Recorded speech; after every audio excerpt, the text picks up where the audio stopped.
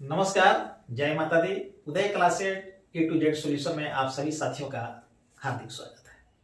सबसे पहले BPSC TRE में सफल सभी अभ्यर्थियों को हार्दिक शुभकामना एवं बधाई। आज हम लोग चर्चा करेंगे कि बीपीएससी टीआरई परीक्षा में जो पीजीटी, टीजीटी और पीआरटी जो परीक्षा लिया गया बीपीएससी के द्वारा, उसमें जो परिणाम घोषित हुए हैं उसके परिणाम पर आज हम चर्चा करेंगे कि इसमें किस तरह से जो हमारे नियोजित शिक्षक साथी हैं उन्होंने कैसे धमाल मचा करके रखा है। आधे से अधिक सीटों पर उनका कब्जा हो गया है नियोजित शिक्षकों का। इसको लेकर के जो फ्रेश अभ्यर्थी है वो खासे परेशान है कि सारे सीट तो नियोजित शिक्षक ही हड़प लिए, वही ले लिए, फ्रेश अभ्यर्थी कहाँ जाए।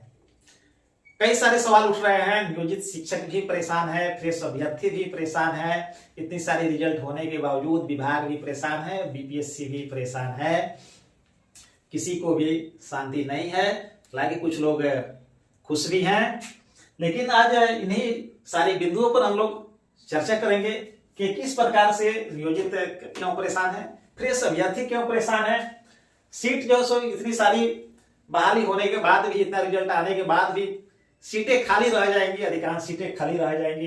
सीटों का एक बहुत बड़ा घपला चल रहा है। सरकार सिर्फ दिखा रही है कि हम बहाली कर रहे हैं, बहाली कर रहे हैं, इतना रिजल्ट घोषित कर दिए, लेकिन वास्तव में बहाली कितनी होगी, इन सारी बातों पर हम लोग चर्चा करेंगे कि सरकार किस तरह से बहाली कम से कम करने की योजना बना रही है और उसका ढिंढोरा ज्यादा पिट रही है। तो सबसे पहले हम लोग चर्चा करते हैं उन नियोजित शिक्षकों के बारे में जिस पर समाज और सरकार हमेशा से उंगली उठाते रहे हैं कि ये लोग अयोग्य हैं, इन्हें पढ़ाने नहीं आता है। तो हमारे नियोजित साथियों ने वैसे लोगों के लिए करारा जवाब दिया है बीपीएससी परीक्षा में सफलता हासिल करके। देखिए, नियोजित शिक्षकों का धमाल 42,000 प्लस सीटों पर इनका जो सो कब्जा रहा है। जो हमारे नियोजित शिक्षक जो साथी हैं वो लगभग 65,000 की संख्या में शामिल हुए थे बीपीएससी परीक्षा में, और इस 65,000 में हमारे 42,000 लोग सफल हुए हैं। अब आप अंदाजा लगा लीजिए कि कितने प्रतिशत उत्तीर्णता रही है और फ्रेश अभ्यर्थी कितना जो सो शामिल हुए थे और वो लोग कितना सफलता हासिल की है। तो हमारे नियोजित शिक्षकों ने, हमारे साथियों ने सरकार को और समाज को यह दिखा दिया है कि हम कहीं से भी अयोग्य नहीं है, हमारे अंदर योग्यता है और सरकार को हमें राज्यकर्मी की दर्जा देनी चाहिए और देनी पड़ेगी। हम अपना हक लेकर के रहेंगे। जैसे ही पीआरटी का रिजल्ट जारी हुआ और कल माध्यमिक के शिक्षक 9th 10th और प्लस 2 का जो बाकी विषयों का भी रिजल्ट हो गया, इन सबों की यदि हम गणना करें तो ये 42,000 से, ये आंकड़ा 42,000 से अधिक होगा। ये लगभग 50,000 के आसपास ये हमारा आंकड़ा पहुंच जाएगा जो नियोजित शिक्षक जिस सीटों पर कब्जा कर लिए। अब सवाल ये उठता है कि इतने सारे सीटों पर हमारे नियोजित शिक्षक कब्जा कर लिए हैं, इसके बावजूद भी हमारे साथी परेशान हैं। और उनके परेशानी का कारण क्या है? कि परेशानी के कारण ये है कि नियोजित शिक्षक जब अब काउंसलिंग करा रहे हैं, काउंसलिंग के पश्चात उन्हें नियुक्ति पत्र मिलेगा। नियुक्ति पत्र जैसा कि विभिन्न माध्यमों से यह पता चल रहा है कि 2 नवंबर को गांधी मैदान में मुख्यमंत्री जी के द्वारा समारोह आयोजित कर 25,000 लोगों को, जो सभी विभिन्न जिलों से उसमें अभ्यर्थी भाग लेंगे, वो नियोजित भी हो सकते हैं और फ्रेश भी हो सकते हैं। तो 25,000 अभ्यर्थियों को मुख्यमंत्री जी के हाथों वहां पर नियुक्ति पत्र जो दिया जाएगा और बाकी लोगों को जिलाधिकारी के माध्यम से विभिन्न जिलों में दिया जाएगा। और ये 3 तारीख को विद्यालय योगदान कर लेंगे और ओरिएंटेशन का जो कार्यक्रम है वो उसका अगला बैच 4 नवंबर से प्रारंभ होगा। और इसमें मामला यह भी चल रहा है आपको कि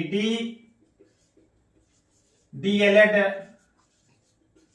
वर्सेस बीएड का भी मामला है जो अभी सुप्रीम कोर्ट में चल रहा है, जिसकी सुनवाई आपको होनी है 30 अक्टूबर को। अब 30 अक्टूबर को क्या फैसला होगा, इससे भी इस परिणाम के ऊपर असर पड़ सकता है। इसलिए हमारे नियोजित साथी परेशान हैं कि यदि हम ये पहले वाला जॉब छोड़ करके, अपना पुराना जॉब छोड़ करके नई नियुक्ति में हम जाते हैं और यदि सुप्रीम कोर्ट का कोई फैसला उल्टा सीधा आता है तो उसे हम प्रभावित होंगे। दूसरी बात है, हमारे जो नियोजित साथी थे, जो कहीं सुदूर जो सो जिनकी पोस्टिंग हुई थी पहले, जो सो नियोजित थे, वो इस आस में परीक्षा दिए थे कि कहीं हमारा नजदीक बहाली हो जाए, हमारा मन पसंद जगह मिल जाए। लेकिन इसमें स्पष्ट कर दिया गया है विभाग के द्वारा कि किसी भी अभ्यर्थी को शहरी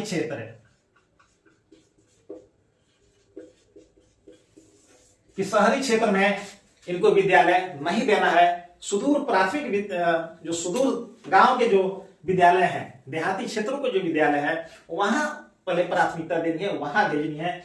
अतः जो लोग जो सपना देख रहे थे कि हमें 8% HRA का, ये अभी नहीं मिलने वाला है और CTA भी नहीं मिलने वाला है, क्योंकि देहात के क्षेत्रों को, जो सुदूर देहात में जो ग्रामीण इलाके के विद्यालय है, वहां प्राथमिकता के तौर पर भेजा जाएगा। तो जो अभ्यर्थी ये सोच करके दिए थे एग्जाम की हमें मनपसंद जगह मिल जाएगा, तो फिलहाल ऐसा होते हुए नहीं दिख रहा है और उन्हें एक असमंजस की स्थिति बनी हुई है। इससे पुराने वाले विद्यालय से, जो जहां हम पहले से नियोजित थे, वहां से यदि हम विरमित होकर के या त्याग पत्र दे करके जाते हैं, तो फिर हमारी नई सेवा होगी। पूर्व की सेवा की हमारी कोई गणना नहीं हो रही है, इसलिए भी हमारे जो पुराने जो साथी है, जो नियोजित साथी है, वो खासे परेशान है। अब दूसरी ओर जो हमारे फ्रेश अभ्यर्थी हैं, ये भी परेशान है। इनकी परेशानी के कारण है कि भाई जब 65,000 लोग, जब सिर्फ 65,000 लोग बहाल हुए और ये 65,000 में से 42,000 प्लस लोग जो उत्तीर्ण हो गए, तो ये 42,000 जो है, ये तो जो फ्रेश कैंडिडेट है उनके सीटों पर कब्जा कर लिए। यदि ये 42,000 अभ्यर्थी कहीं भी जाते हैं, मैं आप लोगों को थोड़ा ये जो सीट का किस तरह से जो घपला हो रहा है, इस पर मैं आप लोगों को विस्तार से मैं बता रहा हूं। ध्यान दीजिएगा आप लोग कि ये जो 42,000 जो प्लस लोग हैं, ये जो 42,000 प्लस है, ये यदि अपनी नई जगह पर, यानी बीपीएससी से उत्तीर्ण होने के बाद नई जगह पर यदि योगदान करते भी हैं और नहीं भी करते हैं, दोनों भी स्थिति में ये 42,000 पद जो है सो रिक्त ही रह जाएगा। क्योंकि ये 42,000 जब किसी नई जगह पर जाएंगे, तो पुराने जो इनका सीट है जहां पूर्व से नियोजित थे, वो खाली हो जाएगा। तो ये ज्वाइन करें या नहीं करें, तो 42,000 रिक्ति ये रह जाएगी 10 के 10। यदि ये छोड़ देते हैं, ज्वाइन नहीं करते हैं, तभी 42,000 आ जाएगा। यदि ज्वाइन कर लेते हैं, तभी 42,000 जो है सो सीट खाली रह जाएगा। और ये 42,000 ही नहीं, 42,000 से अधिक होगा। कल जब जो 9th 10th का जो रिजल्ट आया है और +2 का, इसमें बहुत सारे अभ्यर्थी ऐसे हैं जिनका आपको +2 और 9th 10th और 1 to 5 तीनों में रिजल्ट है, जो कहीं एक ही जगह योगदान करेंगे। और विभाग के द्वारा और बीपीएससी के द्वारा आवेदन के समय ही उससे उनका चॉइस मांग लिया जाएगा कि आपकी प्राथमिकता क्या है। प्राथमिकता जो 1 2 3 करके जब ले लिया गया था और अभ्यर्थी अपना चॉइस दे दिए थे कि मेरा प्रथम चॉइस जो है +2 है या 9th 10th है, 1 to 5 है, इसके बावजूद उनका तीनों में रिजल्ट जो दिया गया 1 to 5 में, 9th 10th में और +2 में। तो एक ही अभ्यर्थी जब 3 जगह जब चयनित होता है और ज्वाइन करेगा कहीं एक ही जगह, तो बाकी 2 सीटें जो है खाली रह जाएंगी। इस तरह से देखा जाए तो जो बार बार जो विभाग के द्वारा और सरकार के द्वारा ये जो विभिन्न माध्यमों से, सोशल मीडिया के माध्यम से, हमारे न्यूज चैनल के माध्यम से, जो हमारे यहां तक कि उप मुख्यमंत्री जी का भी जो ट्वीट है, उन्होंने 1,22,423 अभ्यर्थियों को उन्होंने शुभकामना और बधाई जो दी है। और फिर वो ये भी लिखते हैं कि आप लोग तैयारी में लगे रहिए, 1,10,000 डिग्री हम फिर निकालने जा रहे हैं नवंबर में। बिल्कुल सही है, 1,10,000 को निकालेंगे। 1,10,000 इसलिए निकालेंगे, ये 1,22,000 वो बहाल ही नहीं कर रहे हैं, सिर्फ 1,22,000 वो दिखा रहे हैं कि हम बहाल कर रहे हैं। क्योंकि ये हमारे जो 42,000 सीट है, ये स्पष्ट आप देख रहे हैं कि यहाँ रिक्त रह रहा है। ये 42,000 नहीं, ये लगभग 50,000 के प्लस जो हो जाएगा, क्योंकि एक ही अभ्यर्थी का रिजल्ट 1 to 5, 9th 10th और +2 में है, और ज्वाइन किसी एक ही जगह जो से करेगा। बहुत सारे जो फ्रेश अभ्यर्थी हैं उनका भी तीनों में रिजल्ट है, वो कहीं ज्वाइन एक ही तरह का। तो जब चॉइस दे दिया गया अभ्यर्थी के द्वारा तो उनका रिजल्ट किसी एक ही में होना चाहिए था, जिसकी प्रथम प्राथमिकता थी कि उसे जिन्होंने अपनी प्रथम प्राथमिकता मान लीजिए कि +2 में दिया था तो उनका रिजल्ट +2 में ही देना चाहिए था, फिर 9, 10 और 1 to 5 उनका रिजल्ट नहीं होना चाहिए था। इस तरह से ज्यादा अभ्यर्थियों को मौका मिलता। जिन्होंने यदि 9, 10 अपनी पहली प्राथमिकता थी तो यदि 9, 10 उनका रिजल्ट हो गया तो फिर +2 और 1 to 5 में नहीं देना चाहिए। जिन्होंने अपनी पहली प्राथमिकता 1 से 5 दी तो 1 से 5 में उनका रिजल्ट देना चाहिए था, फिर 9, 10 और +2 में इनका रिजल्ट देना नहीं चाहिए था। इस तरह से अधिक संख्या में अभ्यर्थियों को मौका मिलता। दूसरी बात है कि ये 42,000 से प्लस जो नियोजित शिक्षक हैं, जो पूर्व से ही शिक्षक हैं, आपके विद्यालयों में पढ़ा रहे हैं, अध्ययन अध्यापन का कार्य वो कर रहे हैं, इसके बावजूद इन्हें आप नई नियुक्ति की ओर धकेल रहे हैं जबरदस्ती।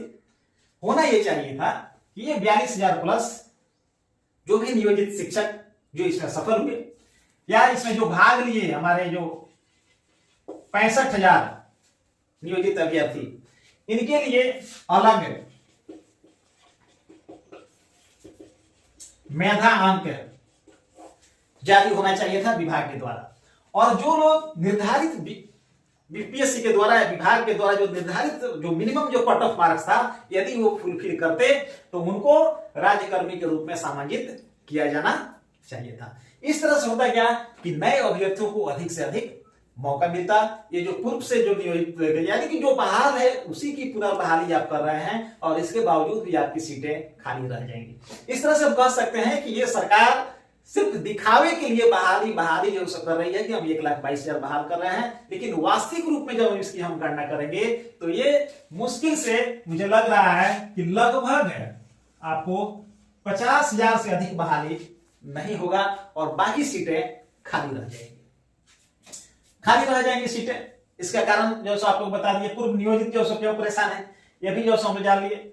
सीटों का घपला, ये भी आप लोग समझ लेंगे किस तरह से सीटों का घपला जो सो चल रहा है।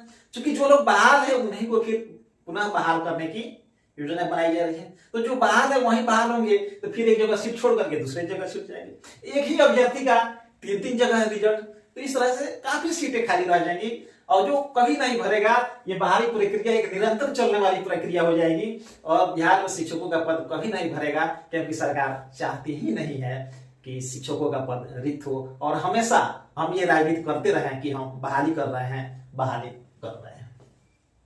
बहाली कम, ढिढोरा ज्यादा पीटा जा रहा है। यानी 1,22,000 वैकेंसी निकली कितनी, 1,70,000 अभ्यर्थी आवेदन किए, उससे कम रिजल्ट हुआ 1,22,000 और 1,22,000 में जो वास्तविक जो नियुक्ति होगी वो लगभग 50,000 के आसपास होगा। अब आप समझ सकते हैं कि सरकार बहाली कर रही है या ढिढोरा ज्यादा पीट रही है। तो मेरा आप सभी से निवेदन है और मैं सरकार से भी अपने चैनल के माध्यम से मैं मांग करना चाहता हूं और हमारे जो भी शिक्षक संगठन के जो साथी हैं, जो नेतृत्व करता है प्रदेश स्तरीय, उन सबों से भी मैं ये अपील करता हूं कि आप लोग जितने नियोजित साथी जो 65,000 लोग जो इसमें जो शामिल हुए हैं, उनके लिए एक अलग मेधा सूची आप लोग जारी करवाइए, मेधांक जारी करवाइए और उनका समंजन राज्यकर्मी के रूप में हो, ताकि वे नए अभ्यर्थियों को सीट पर कब्जा नहीं करें। इससे ज्यादा से ज्यादा बेरोजगार लोगों को मौका मिलेगा, नए लोगों को मौका मिलेगा। जो लोग पहले से ही रोजगार मिला हुआ है, जो लोग पहले से ही नियोजित है, जो नौकरी कर रहे हैं, उन्हीं लोगों को पुनः नौकरी देने से क्या फायदा है।